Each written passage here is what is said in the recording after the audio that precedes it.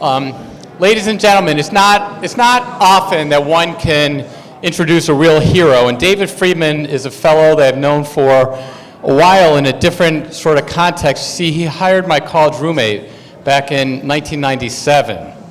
And so I got to know David, occasionally running into him. I remember once we had, I think it was a Sukkot meal, and he was telling us how he helped Ivanka Trump bake her matzah balls or Kanedalach, something. He was like going on and on about Kanedalach. And, I knew David was not just a good lawyer, but David was a great lawyer. And as a bankruptcy attorney, you have experience with restructuring.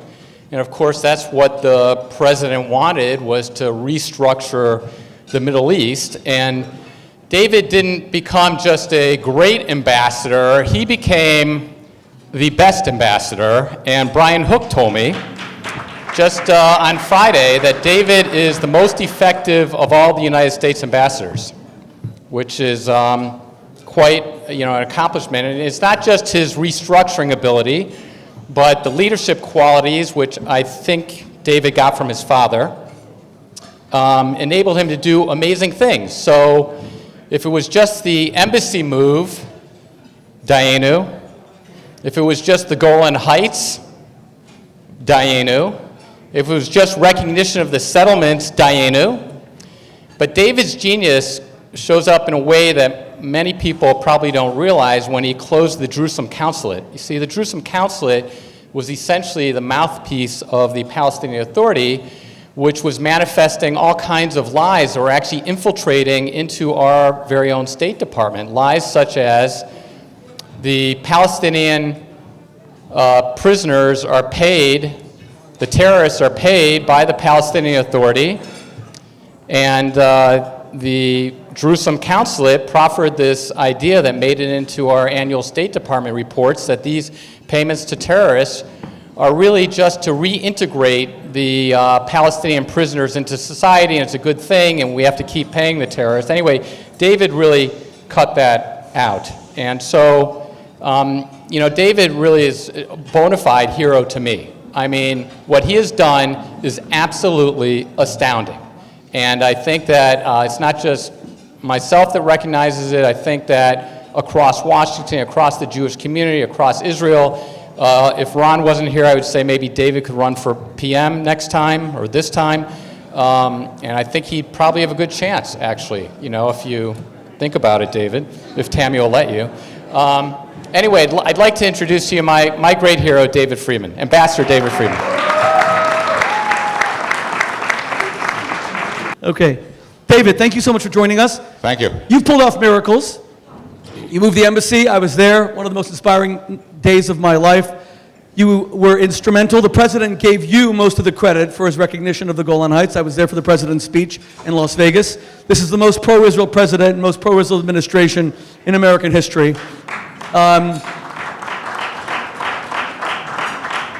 So now, with Ambassador Dermer's very close associate, the Prime Minister of Israel, Benjamin Netanyahu, seeming to have won a resounding victory yesterday, what happens now with the administration's peace plan?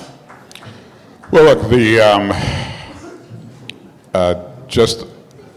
I think the most important point to make about the peace plan in the first instance, all the other proposals have been the United States seeking to tell Israel what's best for Israel.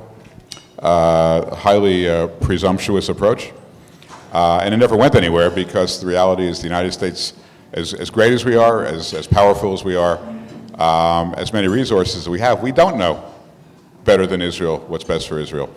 And so we approached this plan with great humility and respect for the Israeli government, which has a stellar track record over 72 years in the toughest neighborhood of the world of defending itself by itself. So the most important part of this plan, how it differs from others, is it was a collaborative effort with the Israeli government, in particular with the guy sitting at my table, with Ron Dermer. We worked on this for years. And the one thing that I think it's worth noting, maybe it's a minor point, maybe not, but in the White House, in this White House and prior White Houses, you work on anything as sensitive and important as Middle East peace, it's going to leak out. People are going to be talking about it years, right? Right, Judge Janine? You get all the you get leaks, right? People tell you stuff that off the record, or so. What's special about this? 3 years of work, not one leak. No one ever knew what it said, and it's because, my point is not to gloat about the absence of leaks, but to gloat about the collaborative effort between Jared Kushner, Jason Greenblatt, Avi Berkowitz, me, with Ron, with the Prime Minister. Now that it's out, we can talk about it. But at a time when we knew that leaks would damage the prospects dramatically, we all kept it to ourselves, which means everybody put the mission ahead of their personal interest, which is unheard of in Washington. And so that's something that I'm particularly proud of. Now look, this is the most pro-Israel plan ever offered. It demands that the Palestinians dismantle the Hamas terror state in Gaza. It demands that they stop all incitement in schools and in their media. It demands that it proposes that Israel alone controls external security. But it does create a Palestinian state. Right. You and I have spoken about this a bit. Leading Jewish philanthropists like Simon Falek, sitting right in front of me, and others have paused, including me, that a Palestinian state will quickly devolve into what Gaza is today. So when Israel withdrew from Gaza in 2005, it led to terror tunnels, it led to nonstop attacks, it led to 3 wars. How would this be different? Well, I think you answered your own question, which is that whenever Israel withdraws, it creates a vacuum that's almost always filled by terrorists. That was true in Gaza, that was true in northern Sinai, that was true in Lebanon. What's different about this plan is that Israel's not withdrawing. In fact, Israel's, not only they're not withdrawing, they're expanding their security presence. Right now, there is no interior Israeli security presence in Gaza. There is no internal Israeli security presence in Area A. There's limited presence in Area B. So this plan, you said it's very pro-Israel, and as you explained why it's pro-Israel, I would challenge you on that, because why is it pro-Israel to demand of the Palestinians that they renounce terror, that they put down their arms, that they stop incitement, that they stop hatred, that they begin to treat their own people without the breathtaking disregard that they have for the human rights and religious freedom of their own people? That's not pro-Israel. I mean, that's just sort of common sense. I mean, who wants to make peace with a partner that has a track record that the Palestinians have today? So I challenge you on that as a pro-Israel point. That really is a pro-Palestinian point, because the Palestinian people who've been held hostage by this repressive regime for the past 50 plus years are now being offered a future that's devoid of all these abhorrent activities. But Israel will actually expand rather than contract its security presence. But I could turn that around, David, and I could say what's best. Look, it's not for me to say what's best for the Israelis, aside from the fact that I have 2 kids who served in the IDF. Gives me a little bit of credibility. But it's not for me to say what's best for the Palestinians. But I will say, since you're speaking about what's best for the Palestinians, Israeli Arabs enjoy more freedoms than any Arabs anywhere in the Middle East. 15 Arab MKs were elected yesterday in the joint list. They don't have anything like that, any kind of representative democracy in the 22 Arab states that surround Israel. My fear actually is for the Palestinians. Let's say there's a Palestinian state, even with all of these safeguards. Mm-hmm. Who is going to protect Arab women when they have a boyfriend from being murdered in an honor killing? Who is going to protect a gay Palestinian from being killed with the kind of freedoms and protections they would have under Israel? How does this Palestinian state sovereignty, how is it good for the Palestinians? Well, I use this phrase somewhat glibly, but what I say is we're not really creating a Palestinian state. We're creating a Canadian state, right? Until the Palestinians become Canadians, there's never going to be a state. I mean, that is the premise of this plan, that the Palestinians have to completely turn around 180 degrees. Now, if they have a system that penalizes different religions, doesn't permit the diversity of observance, that if they continue to outlaw homosexuality, there's never going to be a Palestinian state, because those are the building blocks of this plan. If it doesn't happen, then 4 years from now, where will we be in 4 years? Israel will have, in relatively short order, Israel will have expanded its sovereignty to include all the Jewish communities in Judea and Samaria, and the territory that the Palestinians would have had they become Canadians, as a shorthand way of saying it, it'll go back to what it is today. And so it's a challenge to the Palestinians. Now, they say, why do we have to be democratic? Why do we have to have these freedoms? There are lots of other countries in the Middle East that don't have them. And our answer is because those countries exist, but you want to come into existence today.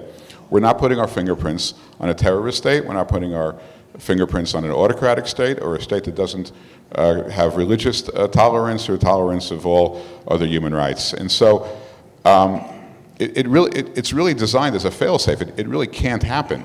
Now, and if it did happen, the Israeli military apparatus is there. It will always be there. They're not moving back, they're moving forward. So the incremental risk, if you will, to the Israelis is just non-existence. If anything, there's an incremental security advantage. Well, let's turn to religion for a moment. My deep respect for my Muslim brothers and sisters largely emanates from how proudly religious they are. When I was at Oxford as the rabbi, I helped the Muslim students get kosher meat, which was halal meat, because they didn't have halal. Now, their presence is there's a much bigger Muslim student presence than Jewish student presence. But at the time, the grandson of the Saudi king was a regular. My friend Ron Dermer, the ambassador Ron, who was our student president, remembers his two closest friends were Muslim students at Oxford. And there was tremendous harmony between us, even as we disagreed vehemently over the Middle East. But there was a strong sense of religion among the Muslim students. Now, Muslims will come and say that certain lands are theirs by right, and that Jerusalem is the third holiest site in Islam. But for us, Jerusalem is the holiest site. I know that the plan does not divide Jerusalem. No. But 80 million born-again Christians, evangelicals, who are the president's political base, believe that God gave this land to the Jewish people as a birthright.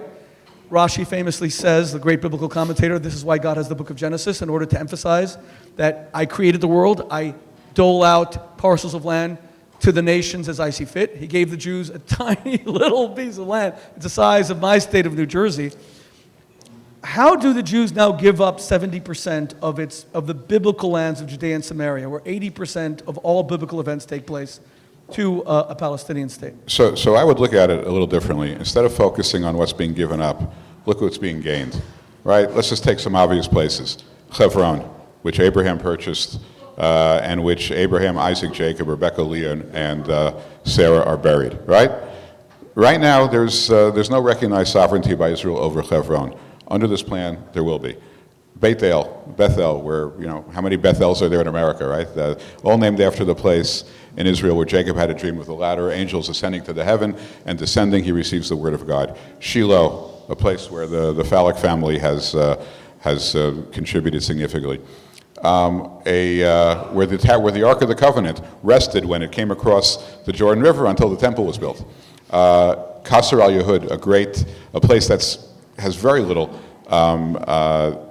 tourists. Qasr al-Yahud is Arabic, but it means the castle of the Jews, right? It's where Joshua brought the Israelite nation across the Jordan River. It's where John the Baptist baptized Jesus. Now, all these places right now are almost completely inaccessible to most tourists. I mean, you can go there, but you need an armored car, you need guides. I mean, Israel took control over Jerusalem in 1967. There's 3 or 4 million people that visit Jerusalem of all faiths. It's a beautiful open city. These places are inaccessible. So under this plan, these places become part of Israel, just like Haifa, just like Tel Aviv, and the accessibility to those people who value biblical tourism is going to grow exponentially.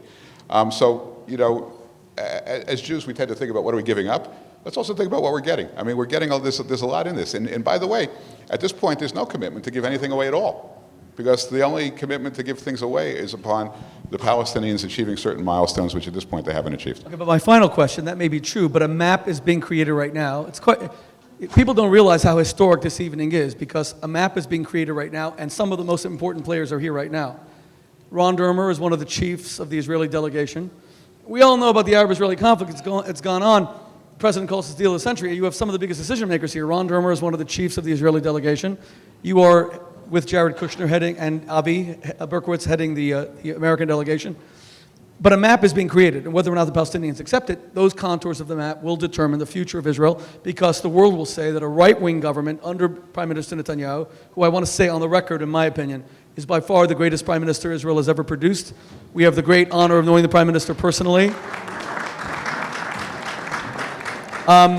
But that map will be the future of Israel. So regardless of whether they accept it or not, David, this 70% is lost. No, that's not true. That's not true. What's happening, The map that's being created accomplishes two things. Number one, it creates the parameters for the expansion of Israel's borders, right, which would expand to 30% of Judea and Samaria. The other 70% is subject to a lot of conditions with regard to the Palestinians, which if they don't meet, that 70% is not lost. That 70% then becomes subject to further discussions. So there is nothing lost. There is nothing in this plan which cedes any territory to a Palestinian state unless and until the Palestinians achieve the hurdles, and only if they do so within 4 years. So even the mapping commission, which is being created right now, it's malleable. Those contours, those borders can change if the terror infrastructure is not dismantled. What we're mapping right now is the expansion of Israel's borders. That's all we're mapping. We're mapping the way in which Israel will expand its borders to include these communities that I just mentioned and many, many more, so that the 450,000 Jews that live in Judea and Samaria will become absorbed into contiguous Israeli territory, and they will no longer be in no man's land where, where people consider them to be somewhat in a different society. They don't get title to land. I mean, these are people that are go out and buying houses, and they're borrowing money, but they can't get they can't get the kind of mortgages you can get inside of Israel because there's title issues, because nobody really knows whether they're staying or going. So what this map will do is it will relieve and alleviate forever the uncertainty of the 450,000 Jews that live in the biblical heartland of Israel. Okay, just before we end, Aryeh Lightstone, also on the mapping commission, correct? Correct. Do you get to carve out like a little villa for me with a swimming pool? We'll be taking orders after the... Can I make one comment, Shmuley? Please. If possible. I think two things. Number one, it's not a pro-Israel plan. It's not a pro-Palestinian plan. It's a pro-American plan. And the ambassador's very first public speech in Israel, he made something exceedingly clear. Being pro-Israel is a quintessential American value. The realistic components of this plan is in America's interest. Any weakening of Israel is anti-American interest. This plan substantially strengthens the state of Israel, and by definition, therefore, strengthens the United States of America. In terms of putting together an opportunity for the Palestinians, your introduction is exactly what this plan is all about.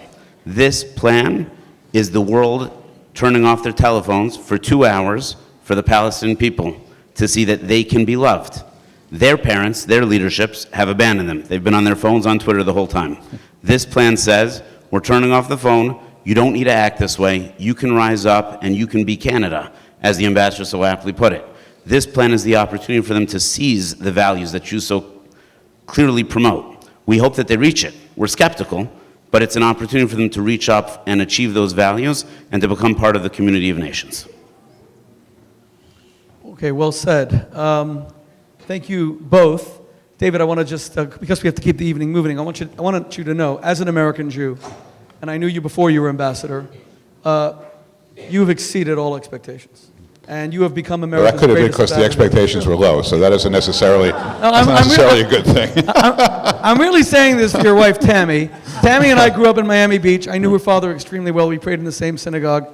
Her father kept the synagogue in Miami Beach running with my uncle many, many years when it was on life support. So to see what you and David are doing now in the America-Israel relationship and everything you do for the United States of America in the Holy Land, it's extraordinary. And I want you to know, David, that you're now a historic figure and you've earned that right because you're changing history. And Aryeh, thank you for everything you do in the embassy as well. You're a hero. You're a great son of the Jewish people. You're a great son of the American people. And God bless you, Ambassador. Thank you. Thank you. Let me just, I'm going to excuse myself.